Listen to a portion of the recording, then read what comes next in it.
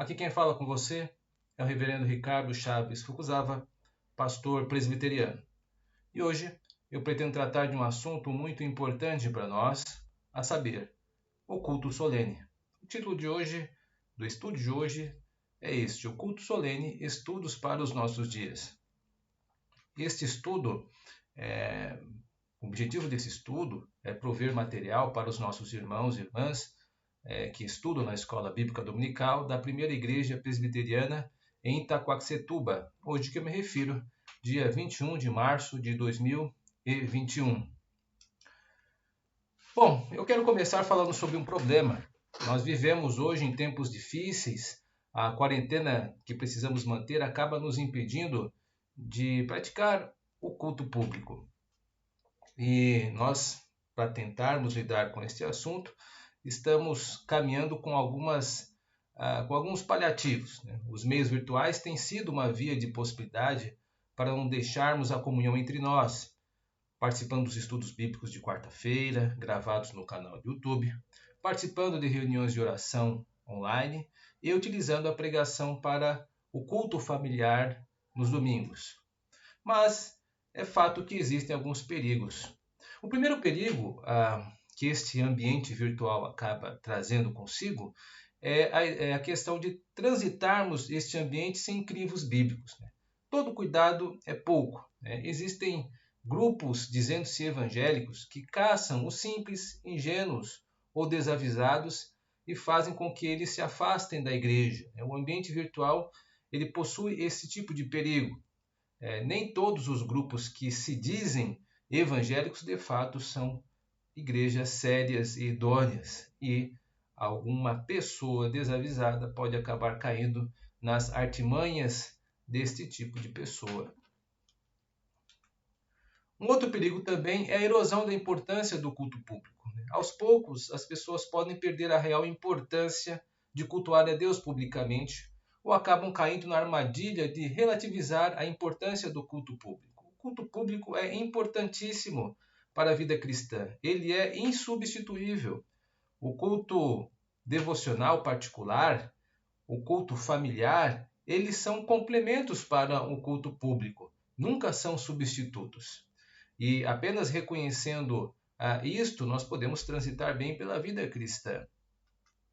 Portanto, hoje eu tenho um duplo objetivo aí: enfrentar esses dois problemas da seguinte forma: fornecendo material biblicamente orientado acerca do culto. Então, hoje você verá textos bíblicos tratados de uma forma séria, bíblica, e também nós vamos enfatizar a importância do culto através do nosso estudo de hoje. Eu espero que você possa ser muito edificado com o que nós iremos apresentar. Então vamos começar pelo que estamos chamando de primeira parte, onde tudo começou. E tudo começou no início, no livro de Gênesis, em seu capítulo 4, verso 3 a 5. Aí você vê uma ilustração aí de Caim e Abel, os primeiros personagens que apresentaram um culto público a Deus. Então, o primeiro culto, algumas palavras, eu vou ler o texto bíblico que está em tela. Caim trouxe do fruto da terra uma oferta ao Senhor. Abel, por sua vez, trouxe as partes gordas das primeiras crias de seu rebanho. Como eu disse, isso está em Gênesis, em seu capítulo 4, verso 3 e 4. Algumas observações. Esse texto é o relato do primeiro culto prestado a Deus após a queda. Devemos lembrar que a comunhão que Adão e Eva possuíam antes com Deus era muito maior do que nós podemos ter. Este ato cultico de Caim e Abel é a primeira formalização de um culto público pós-queda. E nesse evento nós vemos pessoas reunidas em um mesmo local, oferecendo a Deus seus feitos, na expectativa de receberem a sua aprovação. Aí estão alguns crivos, alguns destaques que passam a fazer, né? Pessoas reunidas no mesmo local, oferecendo a Deus as suas ações, na expectativa de que Deus sancione isso, ou positivamente ou negativamente. Podemos ver nesse relato, de um lado, pessoas associadas em uma expressão de adoração, participando de um ato de culto, e do outro lado Deus, participando também do ato do culto, acolhendo pessoas e ora reprovando-as ou aprovando-as ou reprovando-as de acordo com a sua palavra. Então, no culto, Deus ele também é parte ativa e operante. Ele não é apenas um espectador. Por isso, a questão da importância do culto, né? Por esse relato que nós temos em Caim e Abel, não se pode dizer que Deus não se importa com o culto. Deus é parte do culto, é uma parte participativa, uma parte operante. É correto afirmar por esse texto que Deus deseja ser cultuado.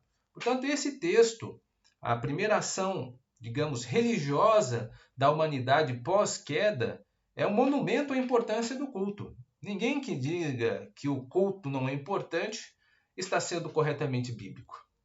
Eis aí o texto que demonstra isso, como o culto é importante. É o primeiro registro, relato das ações religiosas de Caim e Abel. Agora vamos tratar um pouco mais acerca das pessoas que participam do culto. Nós vamos agora lá para outro personagem, o personagem que está em tela é Abraão. O texto de Gênesis 17, verso 7, há uma referência importante acerca das pessoas que participam do culto. Diz assim: estabelecerei a minha aliança como aliança eterna entre mim e você e os seus futuros descendentes para ser o seu Deus e o Deus dos seus descendentes. Né? Refere-se a Abraão. Por meio de Abraão, Deus separa um povo para prestar culto ao seu nome. Deus escolhe aqueles com os quais irá participar do culto. Deus escolheu Abraão e seus descendentes. Bom, talvez você pergunte o que isso tem a ver comigo.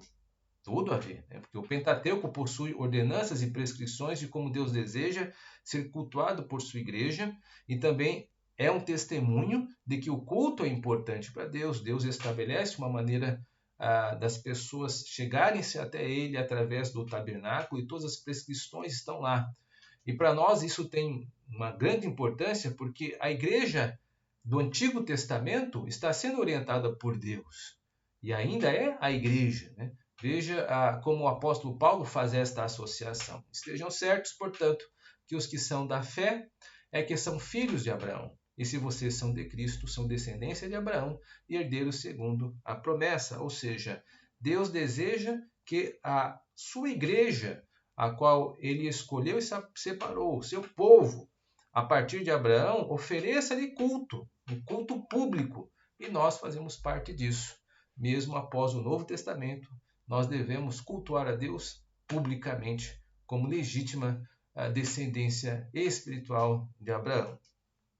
Agora eu quero tratar uma segunda parte sobre como cultuar. Eu destaquei até agora a importância do culto, a sua biblicidade, e agora eu quero mostrar algumas reflexões bíblicas também, e algumas contribuições de alguns teólogos acerca de como devemos cultuar a Deus.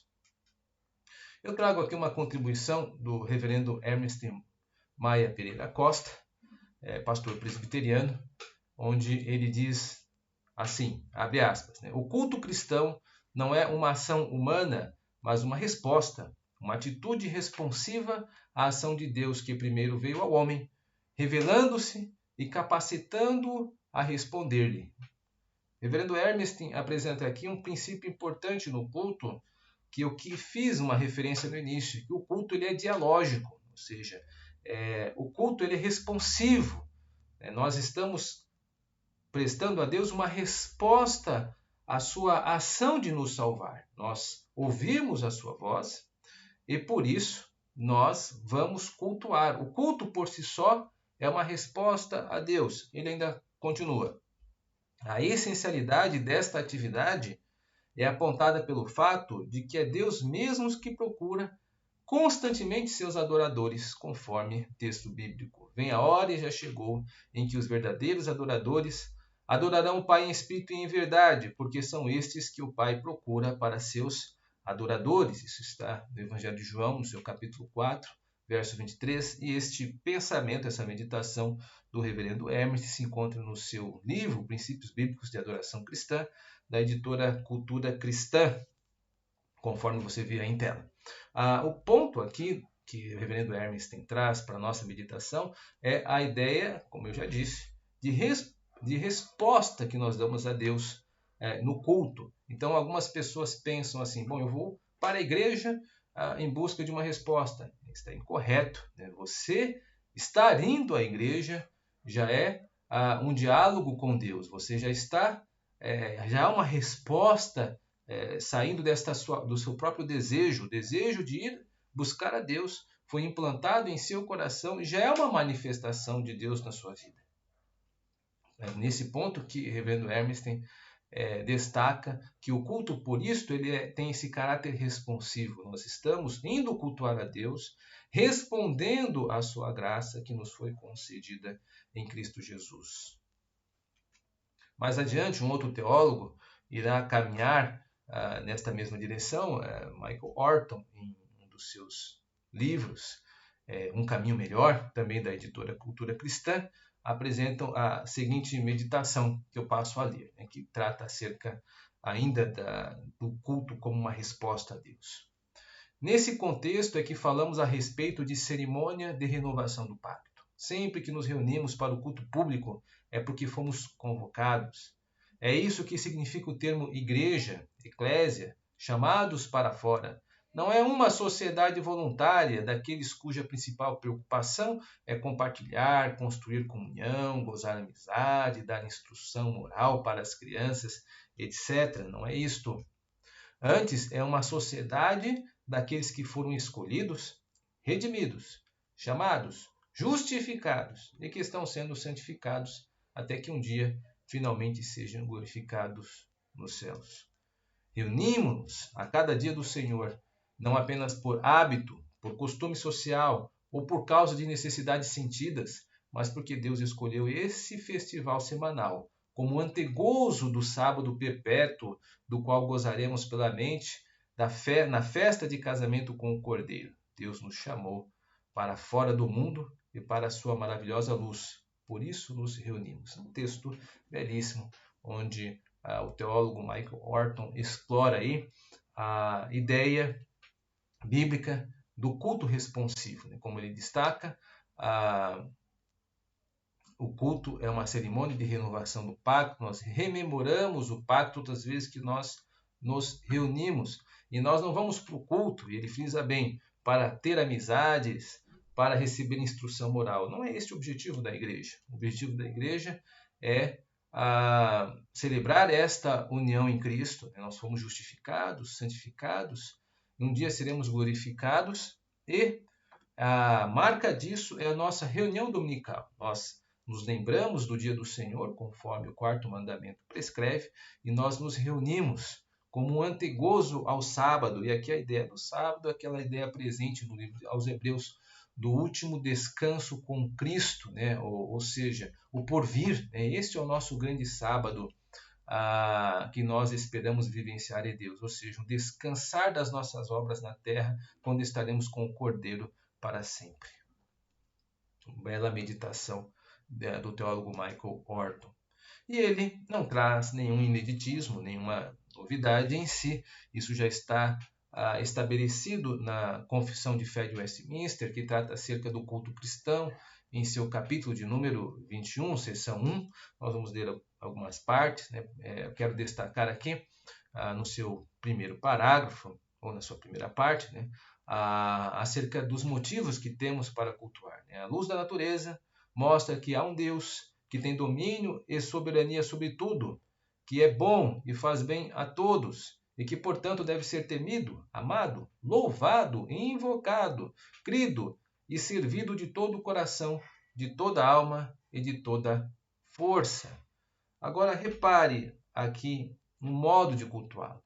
Mas o modo aceitável de adorar o verdadeiro Deus é instituído por ele mesmo, e é tão limitado pela sua vontade revelada que ele não deve ser adorado segundo as imaginações e invenções dos homens, ou sugestões de Satanás, nem sob qualquer representação visível, ou de qualquer outro modo não prescrito nas Santas Escrituras. Ou seja, o modo aceitável de cultuar a Deus é cultuá-lo segundo a sua palavra. Esta é a forma como nós devemos cultuar a Deus. E aqui existem vários textos que nos ilustram isso. Por exemplo, o episódio dos filhos de Arão, Nadab e Abiú, é uma das evidências de que Deus ele é bastante zeloso da forma como deseja ser cultuado. Ele escolhe como deve ser cultuado. Nadab e Abiú, filhos de Arão, pegaram cada um o seu incensário, nos quais acenderam fogo, acrescentaram incenso e trouxeram fogo profano perante o Senhor, sem que tivessem sido autorizados. Então saiu fogo da presença do Senhor e os consumiu. Morreram perante o Senhor. Isso está em Levítico, no seu capítulo 10, verso 1 a 2. Há um outro texto que trata acerca disso também, é o texto da pessoa de Uzá. Vamos relembrar isto. Quando chegaram à eira de Nacon, Uzá esticou o braço e segurou a arca de Deus, porque os bois haviam tropeçados. A ira do Senhor acendeu-se contra Uzá por seu ato de irreverência. Por isso Deus o feriu. Ele morreu ali mesmo, ao lado da arca de Deus. Uzá estava acompanhando a procissão encabeçada por Davi, levando a arca da aliança para Jerusalém, quando de repente os bois tropeçaram, como o texto diz, e Uzá, de uma maneira irrefletida, tocou a arca, a princípio, para não permitir que ela caísse no chão, sofresse um acidente, mas ele foi morto porque ele deixou de fazer aquilo que as Escrituras prescrevem. Por quê? Porque este rigor, porque as Escrituras haviam predito no Pentateuco a maneira correta que deveria se carregar a arca da aliança, e eram com varas e pelos levitas, não com carro de boi. Então, por causa de prescrições que não estavam sendo seguidas conforme Deus havia previamente determinado, por isso Uzá acaba sendo morto por tal irreverência, porque a arca da aliança não estava sendo conduzida como prescrito nas Escrituras Sagradas.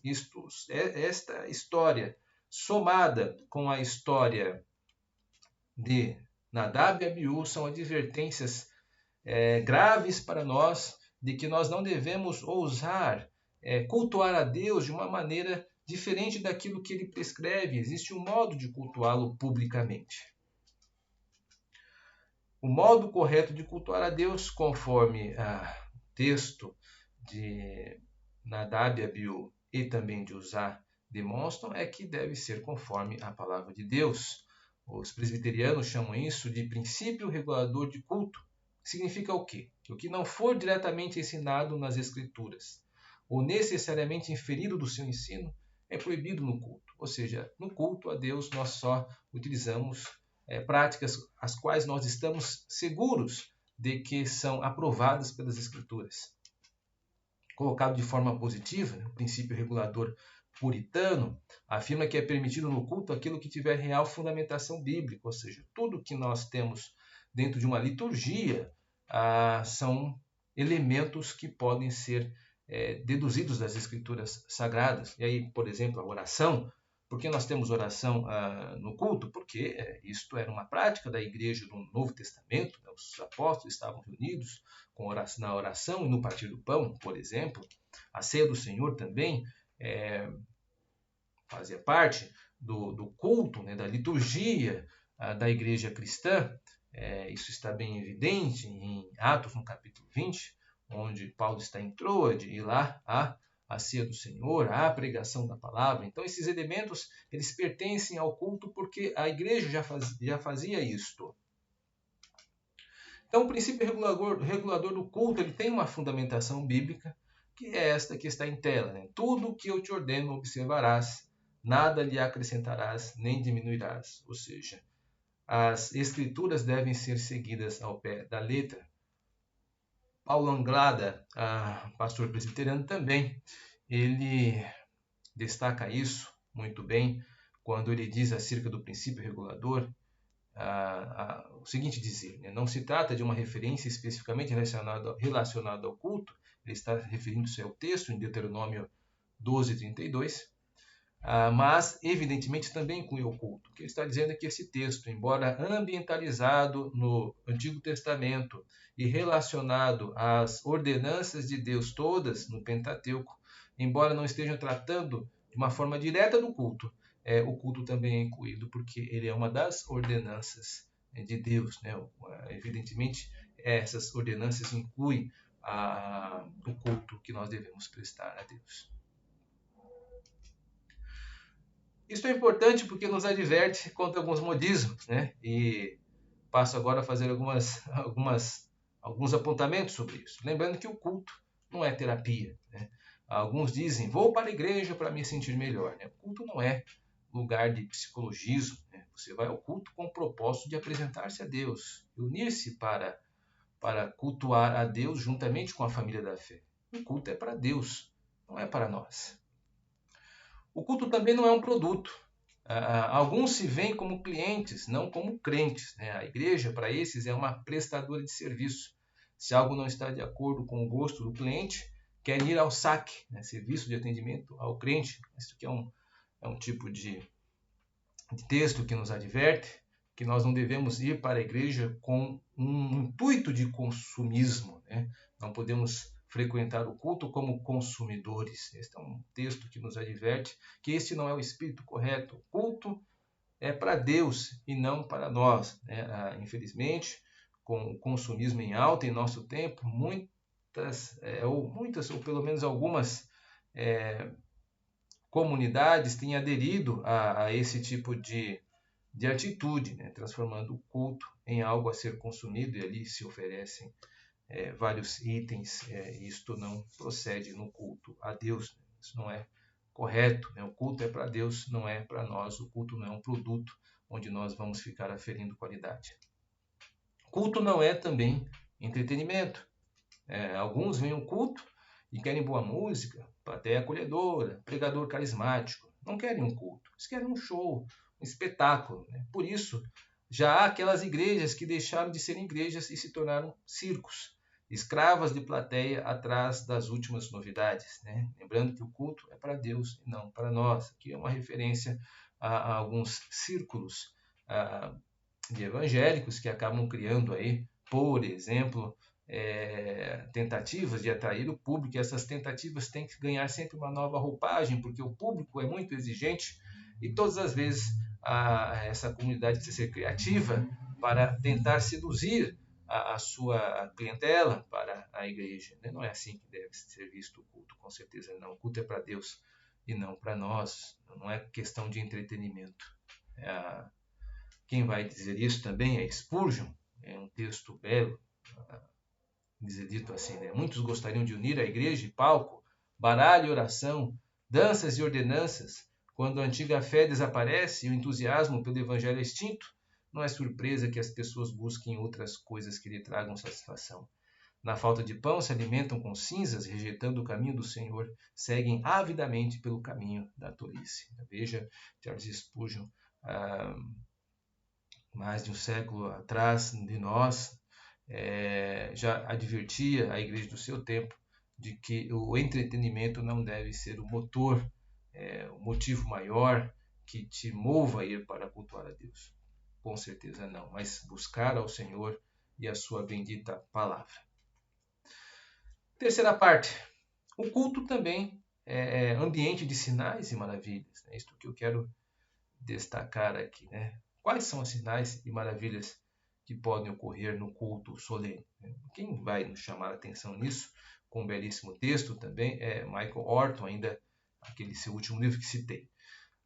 Diz assim: entretanto, Deus ainda opera por meio de sinais e maravilhas. A diferença é que os sinais e maravilhas modernos são obras ordinárias e não extraordinárias. Eu quero dar um destaque para essa questão de obras ordinárias, né? Quais seriam essas?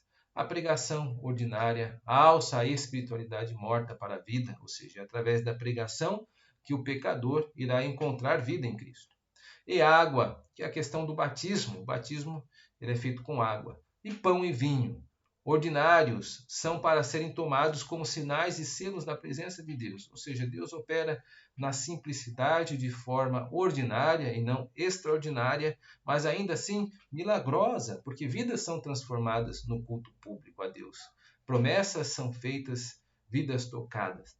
Aquilo que Deus fez no passado é aplicado no presente, como a morte expiatória do nosso Senhor Jesus Cristo. Portanto, a obra de Deus durante o culto não é só uma conversa sobre Deus e as maravilhas que Ele opera. É também mais uma oportunidade para Deus operar no meio de nós, segundo os princípios que Ele mesmo havia ordenado. Considerações finais. A palavra religião, ela vem do latim religare, traz a ideia de ligação com Deus. A religião é a busca da ligação com Deus. Nós temos isso dentro de nós, nosso desejo de adorá-lo. Esta religiosidade foi colocada pelo próprio Deus no homem. O homem foi criado à imagem de Deus para o buscar. E o homem, ainda que caído no pecado, aspira à divindade. Deus colocou a eternidade no coração dos homens. Os homens, a humanidade, sabe que há um Criador. Internamente, há uma testemunha em seus corações de que a vida não pode se encerrar nesta geração. E quem vai destacar isto é Agostinho, uma belíssima frase, Criaste-nos para vós, e o nosso coração vive inquieto, enquanto não repousa em vós. O culto a Deus é a maior expressão da verdadeira adoração que toda a humanidade prestará um dia. Um dia, quando o Senhor voltar e restabelecer todo o universo como deve ser restabelecido em Cristo, renovando todas as coisas segundo a vontade do nosso Senhor Jesus Cristo. Então toda a humanidade prestará o culto a Deus. Quando a providência nos permitir, portanto, não deixemos de vir ao culto. Todas as vezes que nós vimos ao culto, nós enfatizamos esta realidade, que nós não vivemos para esta presente era, nós vivemos para o porvir, inaugurado aqui, através das nossas vidas em Cristo Jesus, por meio da adoração no culto público. Que Deus possa muito nos abençoar. Amém.